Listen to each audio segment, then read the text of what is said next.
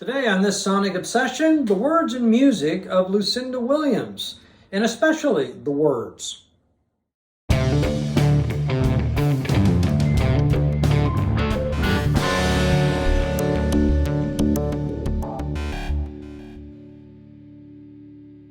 Hi folks, I'm John Whidden, and right over here is Steve McLeod, and today we're going to talk a little bit about Lucinda Williams, one of our favorite singer-songwriters. She's been busy of late. She just released her autobiography a while ago, which is called Don't Tell Anybody the Secrets I Told You. And she released an album not too long ago, a new album, Stories from a Rock and Roll Heart, which is a little rockier than some of her past projects. She's also got some help on this album from a couple of very talented people, Bruce Springsteen and Patti Scialfa, Tommy Stinson from The Replacements, Jesse Malin helped her out quite a bit on this album, Margot Price, and Angel Olsen. So anyway, she brought some people in to mix things up a little bit. She's got rock and roll with Springsteen and Patti Scialfa, a little bit of country with Margot Price. Jesse Malin adds a lot of different things to it. Angel Olsen, kind of alt pop, I guess. I'm not really quite sure how to describe a lot of people. And good old-fashioned rock and roll with Tommy Stinson. Absolutely. So anyway, first of all, though, what did you think of the book? I enjoyed it. It was a very quick read. It was a fascinating read about one of my favorite singer-songwriters. She's one of the most productive, critically acclaimed American songwriters of the last 30, 40 years. It just tells her story growing up in all kinds of places in America and a few other countries as well. She comes from a very troubled background, a troubled marriage. Her mother was mentally ill.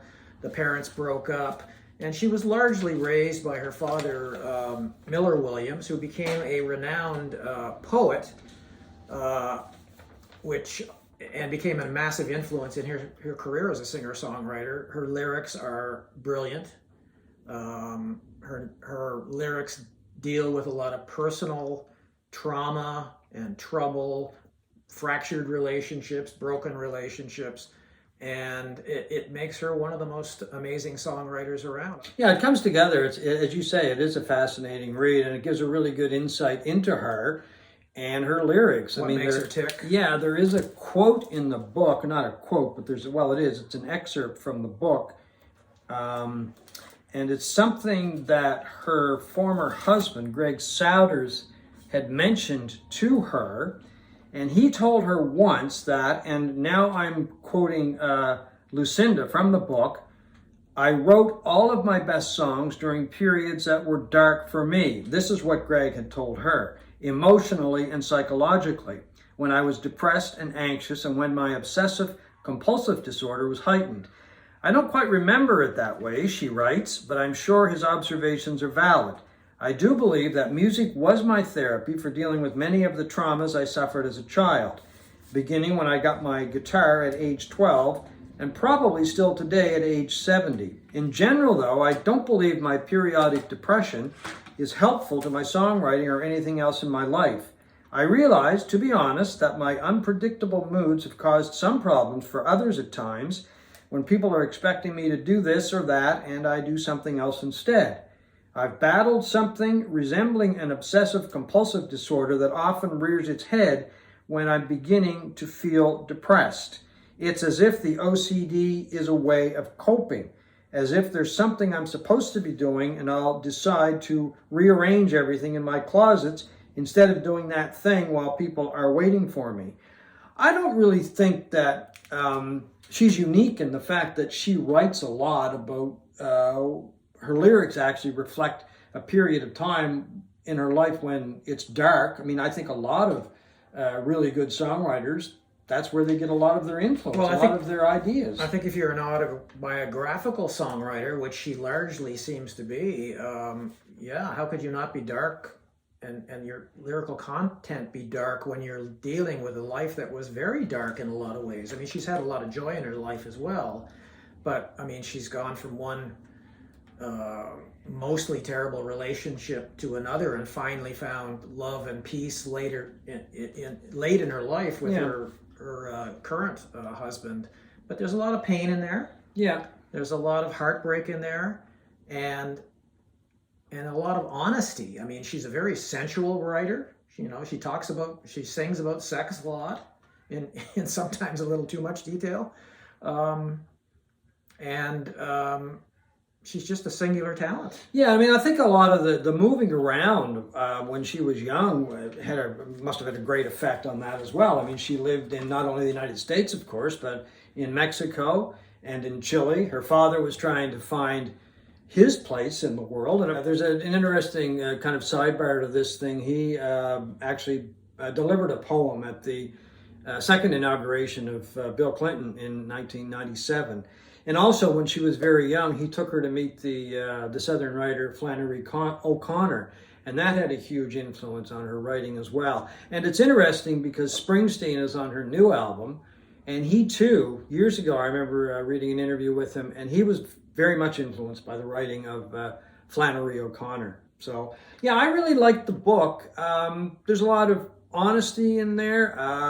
She doesn't really hold back a lot. She talks about relationships with a lot of different people, including Ryan Adams, which I found was very interesting. It was interesting because it was an unconsummated relationship, she says, and he was 20 years her junior at this point. Yeah. They did a lot of flirting and some necking and stuff like that, but it never went beyond that. She had a run-in with Dylan once in 1979 after she moved to New York City, and she was in a bar one night, and the bar owner introduced her to Dylan, who happened to be there.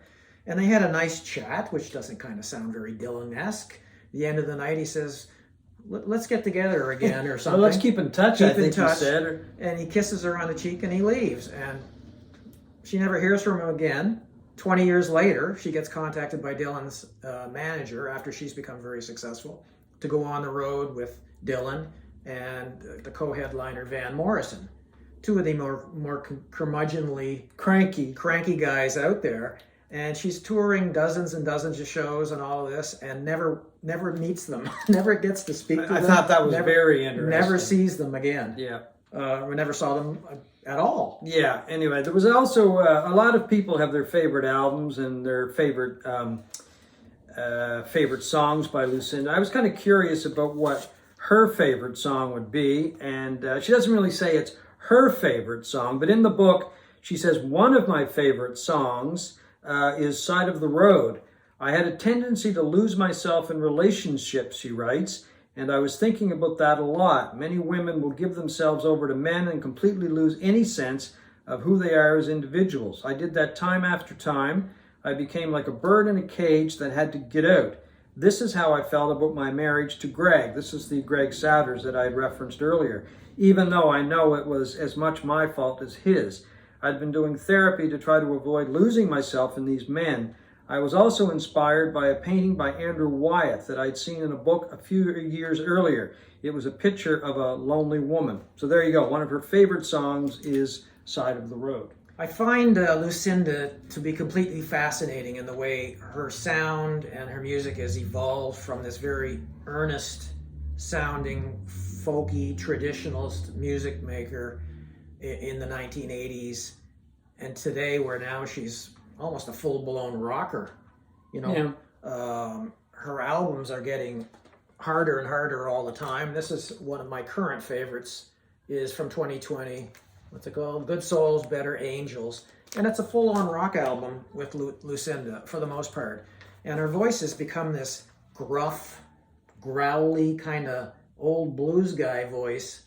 Well, I found that with some of her earlier stuff. Not to the extent that it is now. I mean, her drawl even seems more pronounced. It sounds to me like she gargles with whiskey and steroids. It's really become a rough kind of thing compared to it. And mind you, she's a lot older than she used to be. Yeah.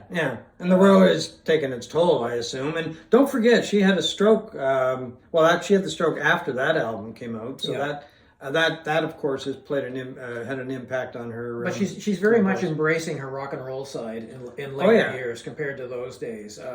Well, the interesting thing is that a few years ago, I went to see her in Fredericton at the Harvest Blues and Jazz Festival. And I think everybody was expecting I don't know, not really a rock and roll show, but Lucinda that we had become used to. And she came out with the band, a Cracker Jack band, and it was a rock and roll show. And we were all very surprised. And I think a lot of us people that I talked to were disappointed. But it's one of those shows that the more I think of it, the more I like it. Because she was rocking it out that night. And as I say, I was expecting something a little bit more mellow, because at the time she was touring and she was doing the full album of Car Wheels on a Gravel Road, which she did the next night when she played here in Halifax with the help of some video. But anyway, the night I saw her, she was full-fledged rocker.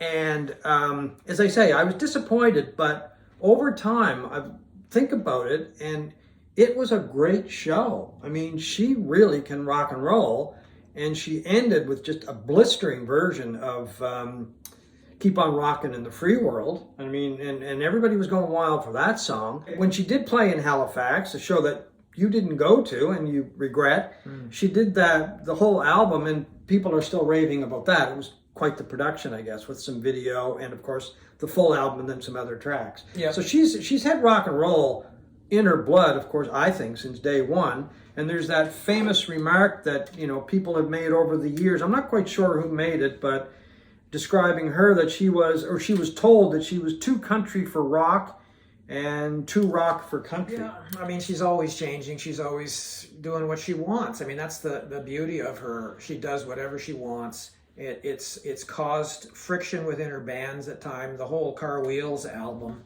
took 6 years to produce, and initially they were, I think I remember reading about it at the time, it sounded like she was having kind of almost like writer's block and having problems finishing songs. But what had happened was she didn't like the sound of the songs they were making, not the songs themselves. She and her She didn't like the production. She didn't like the production. Yeah, her guitarist Gerf Morlix, who has one of the greatest names in rock and roll, were bickering over the sound of the album. Rick Rubin had taken over their contract, and he was going to produce it. Gerf wanted to do it himself, and he started producing this album, and they recorded the whole thing. But Lucinda hated the sound, and she wanted her albums to sound more like Steve Earle and his producer, Ray Kennedy, the Twang Trust, I think they call themselves. She wanted that sound, and she and Gerf were fighting over it. Gerf left, never to return. They've never really resolved that, their friendship or any of that. And she recorded the entire album and then re-recorded it. And then Rick Rubin, for whatever reason, I think for marketing reasons, didn't want to release it, not right away anyway. And it sat on a shelf for 2 years until a guy from Mercury Records heard the tapes, loved it, and approached Rubin to buy out Lucinda's contract. And that's exactly what happened. It was recorded, released on Mercury Records, and became a huge critical success, her biggest critical success. And for Lucinda Williams, also was very commercially successful. And she began to tour regularly and make money. And it was the album that kind of brought her into the gave her a lot of notoriety, a lot of success commercially and critically. She was struggling to exist. Yeah, I mean, the thing is that the secret, the magic I find with Lucinda is you can't pigeonhole her. You can't say she's country. You can't say she's just rock, because she's Lucinda. She's got a very unique sound. She's her own artist, and that's I don't think I'm out of line saying that's why it took her so long to catch on, to find her niche, because people just weren't used to somebody like that. Well, and all the great artists, it seems, it does take a while, for them to get that place that's their own, that they can call their own. So what do you think of the new album? We've talked about the book a little bit. I haven't heard it. You've heard some of it, I've heard a couple of songs. Tidal hasn't got it up streaming, but they've released a couple of songs on it. I gotta say, those 2 songs didn't do a ton for me, which is very surprising because I universally like her stuff. but I can't really make a determination until. Well, to be honest, it hasn't floored me either. But you know, like she did do that album after she had suffered a stroke, so I think it's probably it's a matter of her getting back into it, like recording. I mean, she can't play guitar. She has a lot of really good help, some great guitar playing on that album. She's always had good guitar. Yeah, she's always had a great band. But you know, she's working on the lyrics and that kind of thing, and writing the material. So I mean, to me, that's a huge accomplishment. After being stricken by the stroke a couple of years ago, and of course, she's got the book as well. So I mean, she's been very busy. And both projects, I think, are great. I mean, the book is really good. It's a very good read, and I really do like the album. It's not gonna occupy a top spot when it comes to her albums or her CDs right now, anyway. But I have enjoyed listening to it. That's for sure, especially with the help that she gets from some of the other artists on that. But we're talking about her and music, and in the postscript to the book, which I'll show again. There you go, is the book. She talks about music, and she says, listen to Nick Drake, Miles Davis, Hank Williams, Son House, Woody Guthrie, and she also mentions Spirit, the band Spirit, which I found amazing, because that's a band that hardly anybody ever speaks about anymore. And she also mentioned a couple of other singers to listen to, Nina Simone and Bobby Gentry. Now, how far can you get when it comes to singers than Nina Simone and Bobby Gentry? I mean, they're just miles apart. But to me, that just shows like the wide range of people that she listens to and appreciates and wants other people to as well. And I think that comes out in her music as well, because she's really like, there's a little bit of this and a little bit of that in all of her music, which she really has developed into the Lucinda Williams sound. So I think that's part of her magic. And just before we go, we want to do a shout out to an album that came out recently on Taz Records and Renegade Records, and it is called Bad Masterpiece. Steve has the actual album right there, by the band The Ever So Gently. And one of the reasons that we're highlighting this album, it's because it's, as I said, it's come out a joint project between Renegade Records, which is in Dartmouth, and Taz Records, which has stores in Halifax, Dartmouth, and Bedford. But one of the things we really want to point out is that one of the members of this band, The Ever So Gently, is Rob from Taz Records. Rob is just a great guy. He's one of our favorite characters. One of our favorite characters, one of our favorite people at Taz Records, one of our favorite people in music. And here is the back cover of the album with his two bandmates.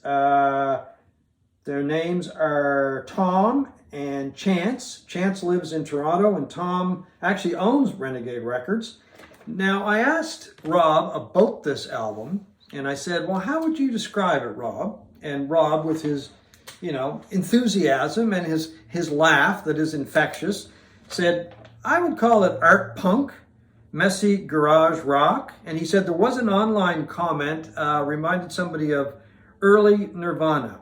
It is loud, and it is heavy, and it is, I guess, garage rock. Yeah, in its best way. They recorded it on very basic equipment.